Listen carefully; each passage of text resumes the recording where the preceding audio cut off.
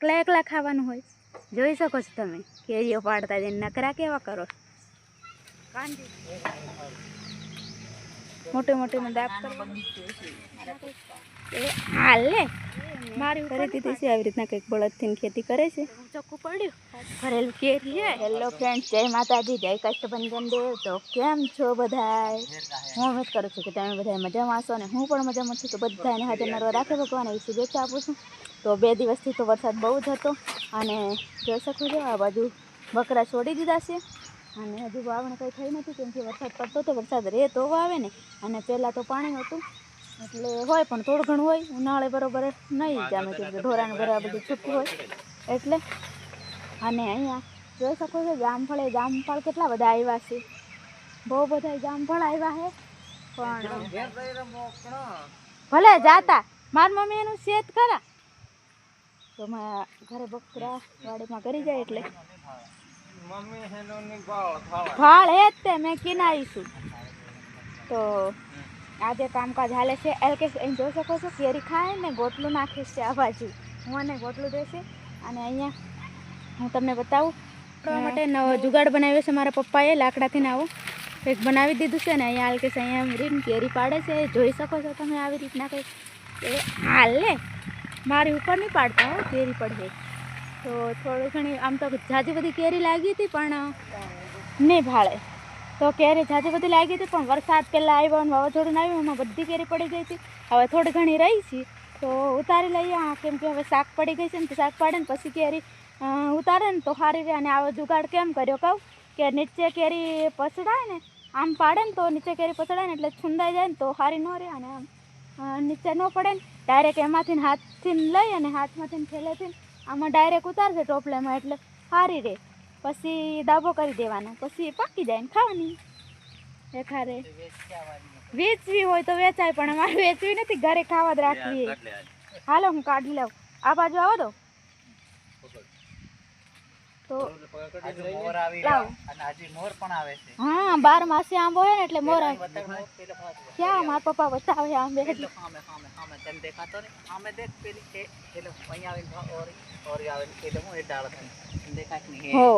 મોર આવે છે. 12 માસી આંબો એટલે હજી ફરીથી કેરી લાગશે.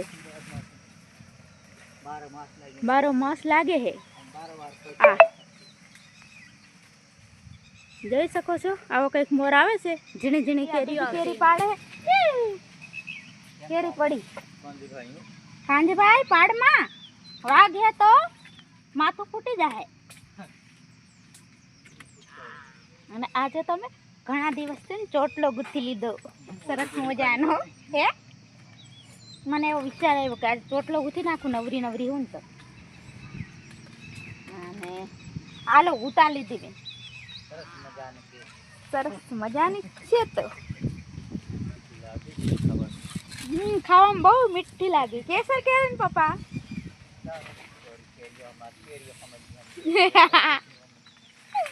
પપ્પા કે કેરીનું નામ નથી જાણતો. કેરી થમતી હજી ઘણી છે અહીં નીચે છે. રહી જાય ને પછી હું એકલી આવી બમ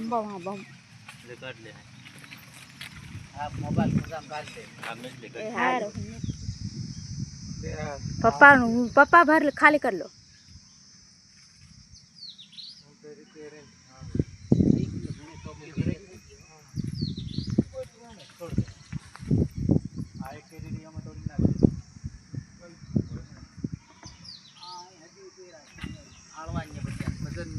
પપ્પા અલગ કરે છે ઝીણી કેરી ને મોટી કેરી ઝીણી ઝીણી અલગ કરે છે. મોટી મોટીનો દાબ કરવાનો. હજી આટલી પાડી છે હજી બીજી પાડે એટલે ટોપલું હું ઘરે લઈ જાઉં. હાલો મને ઉપડાવી દો. તો ટોપલું થઈ ગયું છે ને માથે મને પપ્પાએ ટોપલું ચડાવી દીધું છે તો હું લઈને જાઉં હું ઘરે. ટોપલું મારે ઊંચકવું પડ્યું. ભરેલું કેરી છે જોઈ શકો. આવી રીતના કંઈક વાંસનું ટોપલું બનાવેલું છે તો લઈ લીધું છે. અને હું જાઉં હવે આંબલી આવી.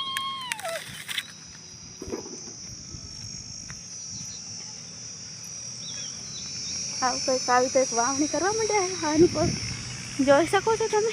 હું તમને બતાવું થોડીક વાર રહીને અમારી બાજુ કઈ રીતના વાવણી કરે બળદથી ભરવા માંડ્યા હે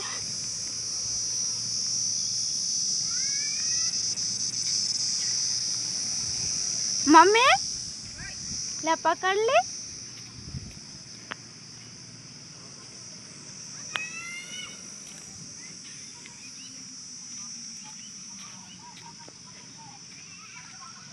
મય થોડુંક લીધે ઉતારે મય લીધે ઉતાર એટલે મારા પપ્પાએ મય લીધે ઉતારવા કીધું થોડે કઈ પાછું કે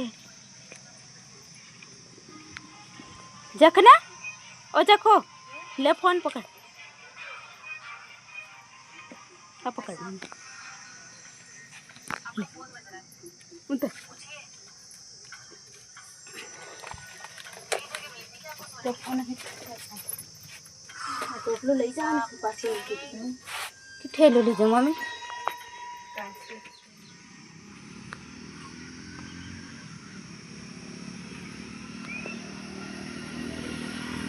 આવી રીતના કંઈક વાવણી કરવાનું ચાલુ કરી દીધી છે બીજાએ હજી નથી કરી પણ આ એક જ અમારા ઘરની પડોશી ભાઈએ એમને કરી દીધી છે આવી રીતના કંઈક બળદથી ખેતી કરે છે ખાતર વાવે ને મકાઈને એવું વાવતા હશે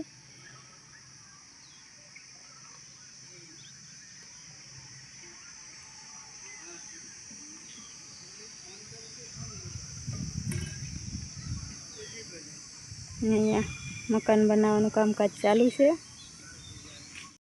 અહીંયા મોવડાનો ઝાડ અમે નાના હતા ને તો મેં ને મારી બેને વાવ્યું હતું અને અહીંયા અમે નાના હતા ને તો જંગલમાંથી શાકનું શું કહેવાય ઓલું છોડવો હોય ને નાનો વીણી લાવતા ને તો અમે નાના હતા ને તો આટલો મોટો થઈ ગયો વાવી દીધો હોય શાક જેમ કે આમાં પાળમાં વાવી દીધો હોય ને શેડ હોય ને શેડામાં વાવી દીધો ને એટલે મોટો થઈ જાય મોટા થઈ ગયા ઘર બનાવવામાં કામ આવશે અને અહીંયા બીજો આંબો વાવેલો હોય ઓલી કોર પણ શાક છે ને એક બીજું ઝાડ હતું એ કાપી નાખ્યું એવું કંઈક છે ને આંબો તો હવે ખાલી થઈ ગયો બધી કેરી ભાઈએ ને હલકેસે ઉતારી દીધી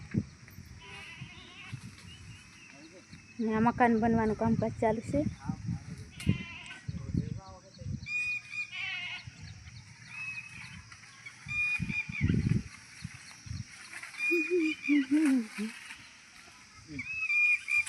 એમાં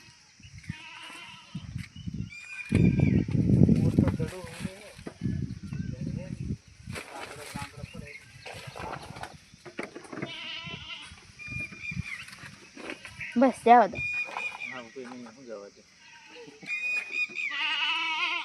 અહીં જોઈ શકો છો તમે હલકેશ એકલા કેરી વાટીને ખાય છે ઉપર આંબા ઉપર ને આંબા ઉપર ચપ્પુ ઉપર લઈને ચડી જાય છે અમને ખબર નહીં જોતા નહીં આમ નીચે સોતરું પડી ને અહીંયા તો અહીંયા મને ખબર પડી કે આવું કરે છે લો એકલા ખાવાનું હોય જોઈ શકો છો તમે કેરીઓ પાડતા જઈને નકરા કેવા કરો કાનજીભાઈ ને એમ બે કાનજીભાઈ કેરી લઈને જાય જો અમે